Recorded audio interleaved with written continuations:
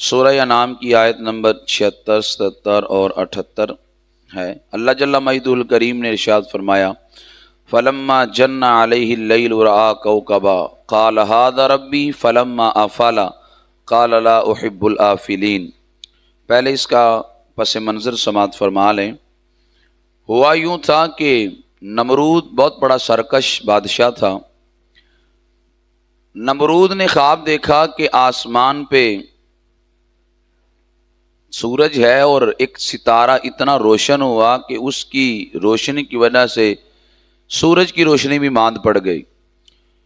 اس نے جب یہ خواب دیکھا تو چہرہ لٹکا ہوا اپنے دربار میں، تو نجومیوں نے پوچھا آج تیرا چہرہ اترا اترا سا ہے؟ تو اس نے کہا میں نے خواب دیکھا ہے کہ آسمان پہ ایک ستارہ اتنا چمکا ہے کہ سورج کی روشنی بھی ماند پڑ گئی ہے۔ تو نمرود نے جب یہ خواب بیان کیا تو نجومی کہنے لگے اس خواب کی تعبیر یہ ہے کہ تیری سلطنت میں ایک بچہ پیدا ہونے والا ہے جو تیرے تختے کو الٹ کے رکھ دے گا۔ اس نے کہا جس بچے نے آ کے میرا تختہ الٹنا ہے میں وہ بچہ پیدا ہی نہ ہونے دوں گا۔ اس نے جتنے لوگ تھے سب کو کہہ دیا کہ کوئی بندہ اپنی عورت کے پاس نہ جائے۔ 1 سال تک اس کا یہ حکم چلتا رہا۔ لوگ کڑی نگرانی کرتے تھے، پولیس والے کڑی نگرانی کرتے تھے کہ کوئی بھی شخص اپنی عورت کے قریب نہ جائے، اور جو عورت حاملہ ہوتی اس کا حمل گرا دیا جاتا تھا۔ لیکن فانوس بن کر جس کی حفاظت ہوا کرے وہ شمع کیا بجھے جسے روشن خدا کرے۔ رب نے جب بھیجنا تھا تو دنیا کی کون سی طاقت سامنے رکاوٹ بن سکتی تھی؟ حضرت ابراہیم علیہ السلام کی والدہ حضرت مطلی بھی نام ان کا ملتا ہے، اوفا بنت نمر بھی نام ملتا ہے۔ حضرت ابراہیم علیہ السلام کی والدہ اوفا بنت نمر آپ امید سے ہو گئیں، لیکن اللہ کی جانب سے قدرت کا اظہار یہ ہوا کہ آپ کا عمر تھوڑی ہونے کی وجہ سے پیٹ نہ بڑھا، جیسے کہ عام عورتوں کا حمل کی وجہ سے پیٹ بڑھ جاتا ہے۔ تو قریبی لوگوں کو بھی پتہ نہ چلا کہ آپ امید سے ہیں۔ جب پیدا ہونے کا وقت قریب آیا بچے کے تو حضرت اوفا بنت نمر غار میں چلی گئی۔ وہاں حضرت ابراہیم علیہ السلام جیسا خوبصورت بیٹا اللہ رب العزت نے عطا فرمایا۔ حضرت ابراہیم علیہ السلام کے والد حضرت طارق نے بھی دیکھا بیٹا بڑا خوبصورت ہے، لیکن ظاہر ہے نہ گھر میں رکھ سکتے ہیں نہ گھر میں لے جا سکتے ہیں، غار میں رکھ کے جانا ہے۔ لیکن حضرت ابراہیم علیہ السلام کی والدہ پریشان تھی کہ کہیں بیٹے کو کوئی درندہ کوئی موذی چیز نقصان نہ پہنچا دے۔ تو پھر آواز آئی گھبرانا نہیں ہے، جو رب دینا جانتا ہے وہ رب حفاظت کرنا بھی جانتا ہے۔ حضرت اوفا بنت نمر اپنے بیٹے کو غار میں رکھ کے چلی گئیں۔ غار کے منہ پر آپ نے بہت بڑا پتھر رکھ دیا، گئیں۔ اگلے دن جب آئیں تو حضرت ابراہیم علیہ السلام کی والدہ کو جب اس پتھر نے دیکھا تو خود ہی رستے سے ہٹ گیا۔ حضرت ابراہیم علیہ السلام کی والدہ اوفا بنت نمر اندر گئی۔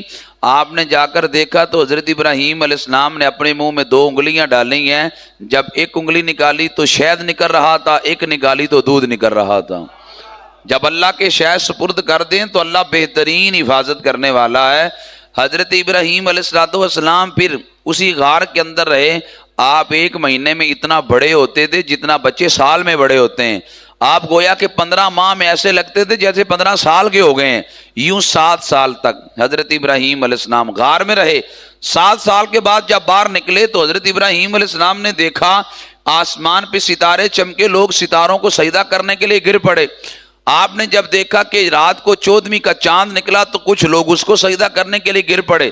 دن چڑھا جب سورج نکلا تو حضرت ابراہیم علیہ السلام نے دیکھا کچھ لوگ اس کو سجدہ کرنے کے لیے گر پڑے۔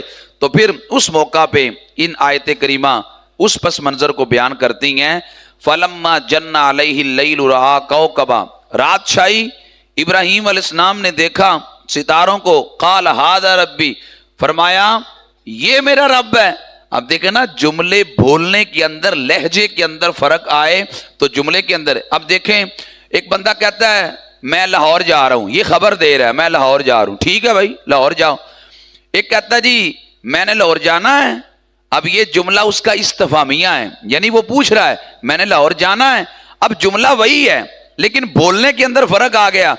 میں نے لاہور جانا ہے، اب یہ استفہام ہے، وہ پوچھ رہا ہے۔ اب تمسخر کے انداز میں جملہ وہی ہے، تو لاہور جانا ہے، اب دیکھیں یہ یعنی تو کون ہونا لاہور جانے والا, تو جا ہی نہیں سکتا. جملہ ایک ہی ہے لیکن اس کو پڑھنے کا انداز الگ ہو جائے تو معنی مفہوم ہی بدل جاتا ہے. بعض اوقات ٹھہرے اور تو جملہ پھر بھی بدل جاتا ہے. اکثر گورنمنٹ سکولوں کے باہر لکھا ہوا تھا مار نہیں پیار. اب مار نہیں پیار کا مطلب ہے یہاں مار نہیں ہے, یہاں پیار ہی پیار ہے. جملہ وہی ہے لیکن آپ اگر یوں پڑھیں مار نہیں پیار تو اس کا مطلب ہے ادھر مار ہی مار ہے, یہاں پیار کوئی نہیں, صرف ٹھہرے آپ. مار نہیں پیار, نہیں پہ ٹھہریں گے تو مطلب اور ہے. اگر مار پہ ٹھہر جائے مار نہیں پیار تو یہاں معنی اور ہو جائے گا. یعنی لہجے کے اندر, بولنے کے اندر, رویوں کے اندر تبدیلی آ جائے تو جملوں کے اندر تبدیلی آ جاتی ہے.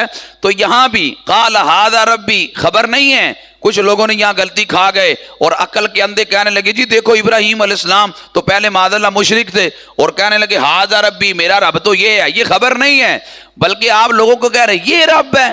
فلما افل جب غروب ہو گیا قال لا احب الافلین فرمایا جو غروب ہو جائے وہ خدا ہو سکتا.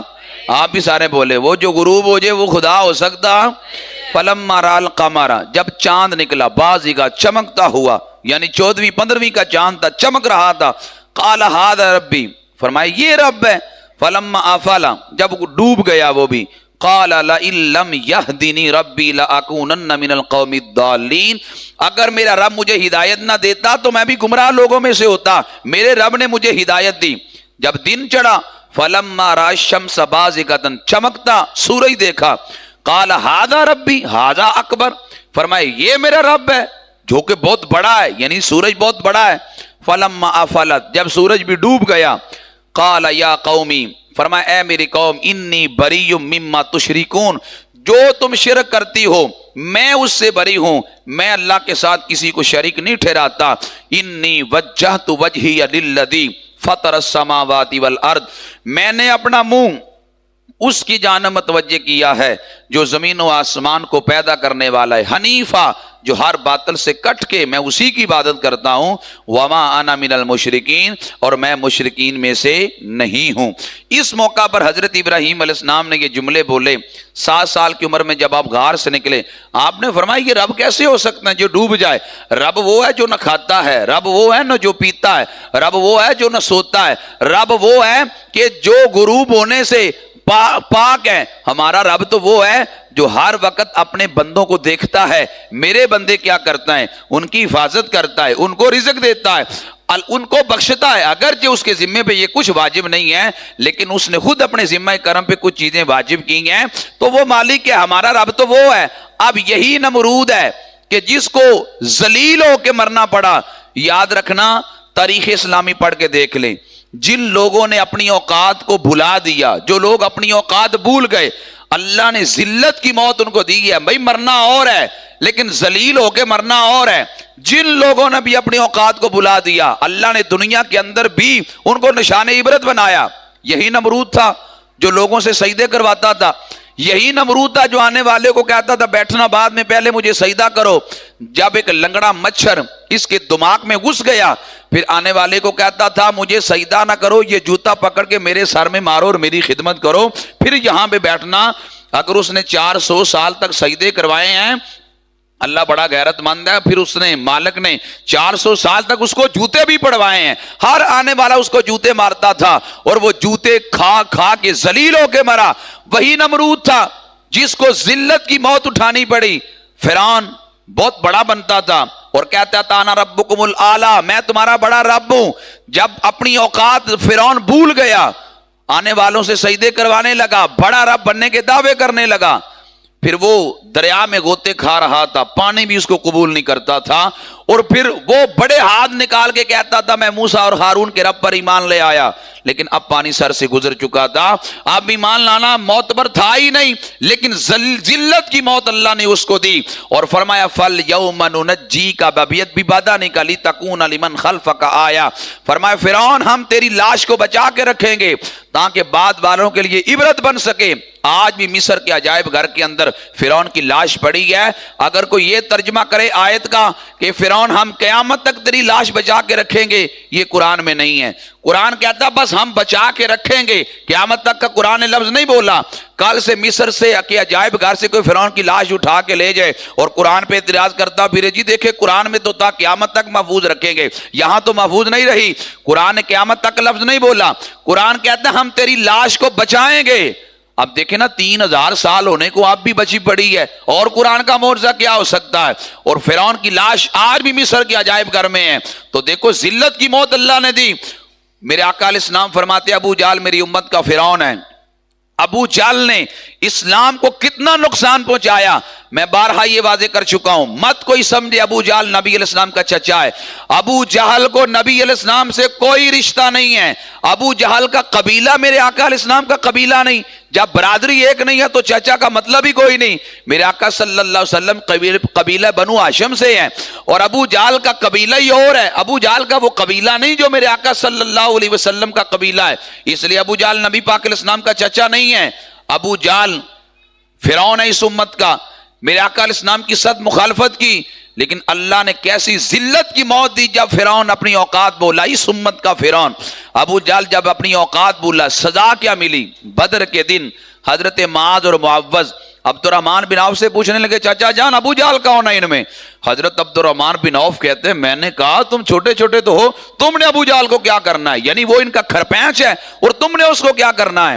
حضرت عبد الرحمن بن عوف کو وہ ننھے منھے دو صحابہ معاذ اور معوذ کہنے لگے مر جائیں گے یا ماریں گے اس ناری کو، سنا ہے گالیاں دیتا ہے محبوب باری کو۔ کہا وہ نبی علیہ السلام کی توہین کرتے ہیں، ہم خود مر جائیں گے یا اس کو نہیں چھوڑیں گے۔ حضرت عبد الرحمن بن عوف کہتے ہیں میں نے اشارہ کیا وہ ابو جہل ہے۔ حضرت عبد الرحمن بن عوف کہتے ہیں وہ دونوں ننھے صحابہ ابو جہل سے چمٹ کے چھوڑا، تب جب اسے جہنم رسید کر دیا۔ اب دیکھیں اس امت کا فرعون تھا، لیکن کتنی ذلت کی موت اٹھ کو اٹھانی پڑی کہ دو ننھے صحابہ معاذ اور معوذ نے اس ابو جہل کو جہنم رسید کیا، اس لیے کہ وہ دنیا میں رہ کر اپنی اوقات بھول گیا۔ اکبر بادشاہ اپنی اوقات بھولا، کیسی ذلت میں شکست اس کو اٹھانی پڑی۔ تاریخ اسلامی بھی پڑھ کے دیکھ لیں، جن جن بادشاہوں نے جن جن لوگوں نے اپنی اوقات کو بھول گئے اور ایسے کام کیے جو اپنی اوقات سے بڑھ کے تھے، پھر اللہ نے دنیا کے اندر بھی ان کو نشانی عبرت بنایا۔ بندے کی اوقات ہے کیا؟ ایک ناپاک قطرے سے اللہ نے اس کو پیدا کیا، ہر وقت پیٹ میں گند اور بوجھ اٹھاتا ہے اور پھر بھی کہتا چومن دگرے ریس میرے جیسا کائنات میں کون ہے؟ نا اگر تو کہے میں بڑا کچھ ہوں تو گندے کیڑے سے بھی برا ہے، اگر تو کہے نا میں کچھ نہیں ہوں تو اللہ کہتا نہیں لقد خلقنا الانسان فی احسن تقویم، ہم نے تو بڑا خوبصورت پیدا کیا ہے۔ اگر تو کہے میں کچھ نہیں ہوں، رب کہتا وَلَقَدْ كَرَّمْنَا بَنِي آدم، ہم نے تو عزت کا تاج تیرے سر پہ رکھا ہے۔ اگر تو کہے میں کچھ نہیں ہوں تو رب کہتا نہیں، میرے آقا علیہ السلام نے کہا جو اپنے آپ کو جھکاتا ہے رب اسے بلند کرتا ہے، اور جو کہے نہیں میں بڑا کچھ ہوں تمہارا دین کہتا نہیں ان دا اکرمکم عند اللہ اتقاکم، اللہ کے ہاں تو وہ ہے جو متقی ہے، اللہ کے ہاں برادریوں والا بڑا نہیں ہے، اللہ کے ہاں وہ ہے جس کے اندر تقوی زیادہ ہے۔ متقی بن جاؤ اللہ کے قریب ہو جاؤ گے۔ معاذ ابن جبل کو جب میرے آقا علیہ السلام نے یمن کا قاضی بنایا، یہی کہا میرے آقا علیہ السلام نے معاذ تم جہاں بھی ہو اور جو بھی ہو میرے قریب وہ ہے جو تقوی والا ہے۔ فرمایا میرے قریب ہونا چاہتے ہو تو تقوی اختیار کرو، جو متقی بن جاتا ہے اسے نبی پاک علیہ السلام کا قرب ملتا ہے۔